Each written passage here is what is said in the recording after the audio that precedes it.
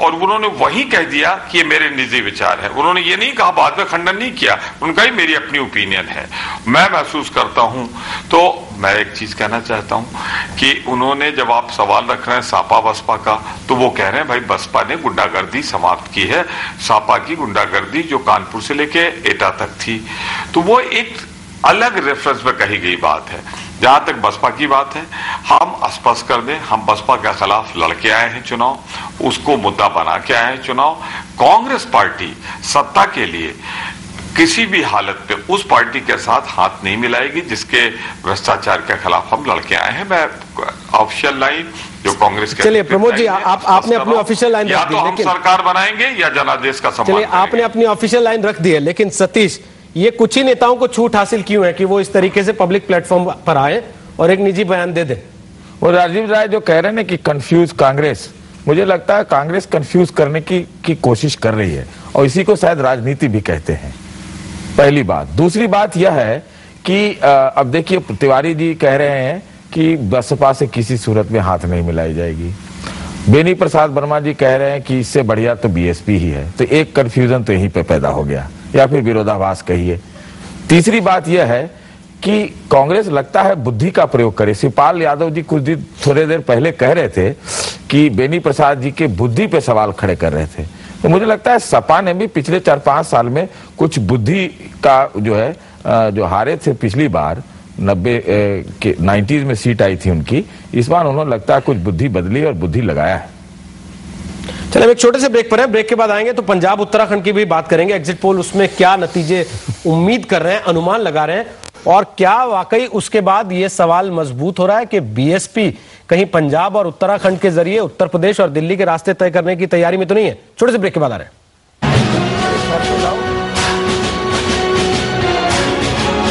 जी, तो क्या बीएसपी कोई खेल कर सकती है? पंजाब में मायावती की पार्टी अगर 2-4 सीटों पर भी जीत हासिल कर लेती है और कांग्रेस या बीजेपी में से कोई भी पार्टी बहुमत से थोड़ी पीछे रह जाती है, तो बीएसपी पंजाब में समर्थन के बूते, यूपी और फिर केंद्र दोनों के समीकरण बदल सकती है। और सिर्फ पंजाब ही नहीं, उत्तराखंड को भी लेकर इसी तरह के सवाल उठ रहे हैं, क्योंकि एग्जिट पोल में उत्तराखंड में भी तस्वीर कुछ ऐसी ही बनती दिख रही है।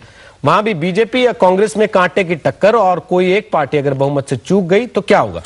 इस हालत में बीएसपी का रोल बड़ा हो सकता है। मायावती उत्तराखंड में समर्थन के बदले यूपी का ताला खोलने के लिए दबाव डाल सकती हैं। दिबांग, क्या आपको लगता है कि बीएसपी को एग्जिट पोल में काफी हल्के में देखा जा रहा है? क्या एग्जिट पोल को काफी हल्के में देखा जा रहा है, और ये भी बात एक बहुत देखने वाली है कि जब मायावती ने अपना प्रचार शुरू किया तो वो उन्होंने उत्तर प्रदेश के बजाय उत्तराखंड और पंजाब की बात की उन्होंने, और लगातार वो कह रहे हैं कि सत्ता की कुंजी उनके पास है। यानी जब सौदेबाजी होगी तो एक बहुत बड़ी बात होगी उनके पास, एक बहुत बड़ा हथियार होगा जिसको वो इस्तेमाल कर सकेंगी अगर जिस तरह के एग्जिट पोल आ रहे हैं उसी तरीके के चुनाव परिणाम भी आए, और ये एक बड़ी बात होगी। एक बात समझने वाली है रोहित कि उत्तर प्रदेश में पहली 2 पार्टियां, जितना दबाव उन पर रहेगा सरकार बनाने का, उतना ही दबाव तीसरी और चौथी नंबर की पार्टी पर भी रहेगा, क्योंकि सबकी उनकी निगाहें होंगी अगले बड़े चुनाव पर 2014 में, जो कि बिल्कुल सामने आया जा रहा है। इन पार्टियों पर दबाव रहेगा सत्ता में आने का। जो तीसरी चौथी पार्टियां उनमें दबाव रहेगा सत्ता में आने का, क्योंकि वो सत्ता से बाहर काफी दिन तक रह चुकी हैं, उनका कार्डर बैठा जा रहा है, उनको किसी तरह से अपना झंडा उठाने वाला हर एक कॉन्स्टिट्यूंसी में चाहिए। ये एक बहुत महत्वपूर्ण बात है, और इसमें मुझे कोई आश्चर्य नहीं होगा। और आप देखेंगे कि कल जैसे ही चुनाव परिणाम साफ हो जाएंगे करीब 11 साढ़े 11 बजे के बाद, घटनाक्रम बहुत तेजी से घूमने वाला है और पल पल खबरें आएंगी, सौदेबाजी लगातार होगी, लंबी लंबी बैठकें होंगी। इन नेताओं को अगले 6 तारीख के बाद जो है इनको सोने का समय नहीं मिलेगा जब तक ये साफ नहीं हो जाता, और उसमें कोई भी किसी के साथ जा सकता है, इतनी ज्यादा। दूसरी एक बहुत बड़ी बात है कि अगर आप देखें कि केंद्र पर क्या असर पड़ेगा अगर कांग्रेस समर्थन में आ जाती है सपा के और वो एक सरकार बना लेते हैं, यहां केंद्र में सपा कांग्रेस में शामिल हो जाती है, तो आप पाएंगे कि बहुत सारे बिल और जो आर्थिक सुधार की जो बातचीत चल रही थी वो बहुत सारे काम होंगे। एफडीआई वाला बिल है जिसमें 20,000 करोड़ का उसमें बात होनी है, वो वाला बिल उसमें पास होगा। जो डेफिसिट है, जितना सरकार कमाती है और खर्च करती है, उसमें आप सब्सिडी दे रही है, मदद दे रही है, तो बहुत ज्यादा घाटा है, घाटे को पाटने की कोशिश होगी। और आप देखेंगे कि अगर ये नहीं हो पाता है ऐसा, कांग्रेस की हालत खराब रहती है, तो बहुत सारे ऐसे कदम उठाएगी, लोक लुभावन कदम, चाहे वो नरेगा वाला हो, चाहे वो ये फूड सिक्योरिटी बिल हो, इस तरह के ये बिल उसमें पास किए जाएंगे। एक और बात मैं रोहित जोड़ दूं कि एक जो बड़ी बात होने वाली है वो राज्यसभा के चुनाव होने वाले हैं। अगर सरकार को राज्यसभा में काम करना है तो वो चुनाव उनके लिए बहुत महत्वपूर्ण होंगे। बहुत जरूरी है कांग्रेस के लिए कि किसी तरीके से वो उस पक्ष के साथ रहे जो सत्ता में यूपी में दिखाई दे। और एक आखिरी बात कि जुलाई में प्रतिभा पाटिल का टर्म खत्म होने वाला है, राष्ट्रपति पद का जो टर्म है वो खत्म होने वाला है। और उसमें अगर आप इस मौजूदा हालत में यूपीए को देखें तो करीब 1,10,000 वोट उनको कम पड़ रहे हैं और वो वोट वो यूपी से काफी हद तक बटोर सकते हैं। तो वो भी, उस पर भी एक नजर रहेगी यूपीए की, क्योंकि यूपीए और कांग्रेस चाहेंगे कि जो भी राष्ट्रपति बने वो उनके ही रहें, क्योंकि 2014 में जब बड़े चुनाव होंगे तो राष्ट्रपति अगर वोट कम रहे और जिस तरीके लग रहा है कि मिलीजुली सरकार आएगी तो उसमें उनको खासी वहां से मदद मिल सकेगी। लेकिन एक सवाल ये है दिबांग, जो सतीश आप कुछ कह रहे हैं उसके पहले हम प्रमोद तिवारी से एक बात पूछना चाहेंगे। अगर यूपी में उतना अच्छा नहीं भी कर पाती है कांग्रेस निजी तौर पर, जैसी उम्मीद आप लोग जता रहे हैं, और पंजाब उत्तराखंड में कर जाते हैं, तो फेस सेविंग होगी कि नहीं? वो देखिए, फेस सेविंग की बात तो तब होगी जो ये हाइपोथेटिकल सवाल है, इसका जवाब इस समय देना मैं समझता हूं कि कुछ जल्दबाजी होगी। मैं फिर दृढ़ता के साथ, पूरे विश्वास के साथ एक एक कॉन्स्टिट्यूएंसी का आकलन करने के बाद, लगभग 200 से ज्यादा चुनावी सभाओं को संबोधित करने के बाद, उसमें शामिल रहने के बाद, मैं दावे के साथ कह रहा हूं कि उत्तर प्रदेश के इस विधानसभा के चुनाव में कांग्रेस पार्टी सबसे बड़े दल के रूप में उभरेगी और सरकार हम बनाएंगे। तो फिर ये सात बातें अपनी जगह नहीं। अभी कुछ आपके विश्लेषक कह रहे थे कंफ्यूज पार्टी है कांग्रेस। मुझे लगता है कि समझने में कंफ्यूजन आपको है। कांग्रेस पार्टी तो बहुत ईमानदारी के साथ, विश्लेषक नहीं, समाजवादी पार्टी के नेता कह रहे थे, जो कह रहे थे तो मेरे ख्याल से वही होंगे। इसलिए मैं ये कहना चाहूंगा, जो कंफ्यूज कह रहे हैं पहले अपना कंफ्यूजन दूर कर लें। एक राज्य में थोड़ी सीटें जीत लेने के बाद देशव्यापी जिसका जो पार्टी हो उसको कंफ्यूज कहना, मैं समझता हूं पूरी तरीके से आपकी अगर सरकार बनेगी, आपकी सरकार, प्रतिवाद करता हूं, आपकी सरकार बनेगी तो कितनी सीटें आप बता रहे हैं यूपी में? 250? जितनी सीटें, अब आपने सवाल भी किया और जवाब भी दे दिया। मैं आपसे पूछ रहा हूं मैं आपसे सवाल नहीं पूछ नहीं रहे, जवाब भी आप ही दे रहे हैं, आप ही कह रहे हैं और 250 आप ही बता रहे हैं। मैं कह रहा हूं कि सरकार बनाने के लिए जितनी जरूरत होगी उतनी सीटें हमें मिलेंगी।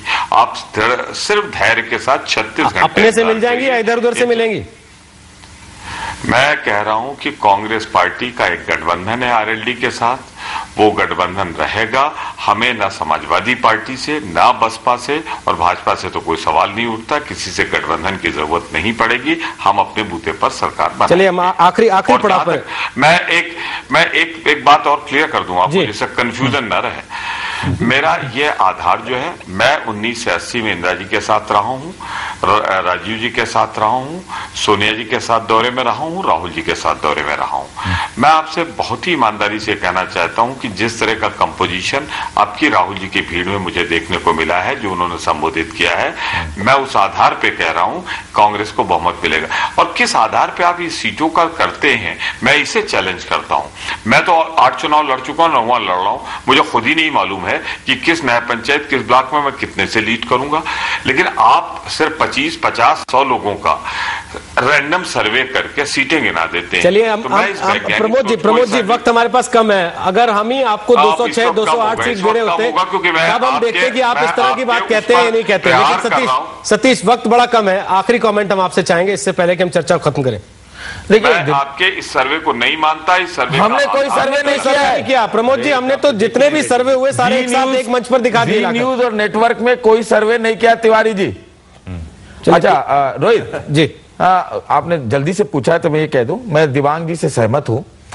सिर्फ एक चीज जोड़ना चाह रहा हूं, कांग्रेस के ऊपर जिम्मेवारी है या कांग्रेस के ऊपर एक बोझ भी है कि उनके ऊपर उनको केंद्र की सरकार चलानी है और उत्तर प्रदेश में जो है सरकार न बनने देना और बनने देना, दोनों की जिम्मेवारी कांग्रेस के ऊपर आएगी, इस रूप में या उस रूप में।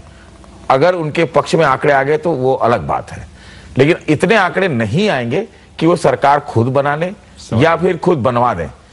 तो बात यह है कि कांग्रेस के ऊपर जिम्मेवारी है। सिर्फ मैं इसमें एक चीज जोड़ना चाहता हूं, भारतीय जनता पार्टी के ऊपर ऐसा कोई बोझ नहीं है। और दूसरी बात, कि यहां पे तो चुनाव अब हो गए, भारतीय जनता पार्टी पर इस बारे में भी बोझ नहीं है, क्योंकि अगला जो अब चुनाव जो महाभारत होना है वो गुजरात में होना है। चलिए 33 घंटे बाकी हैं, बोझ किस पर पड़ेगा, बोझ कौन उठाएगा या कौन डालेगा, ये सारी चीजें साफ होने में छोटा सा ब्रेक ले रहे हैं। बहुत बहुत शुक्रिया आप सबका हमारे साथ जुड़ने के लिए।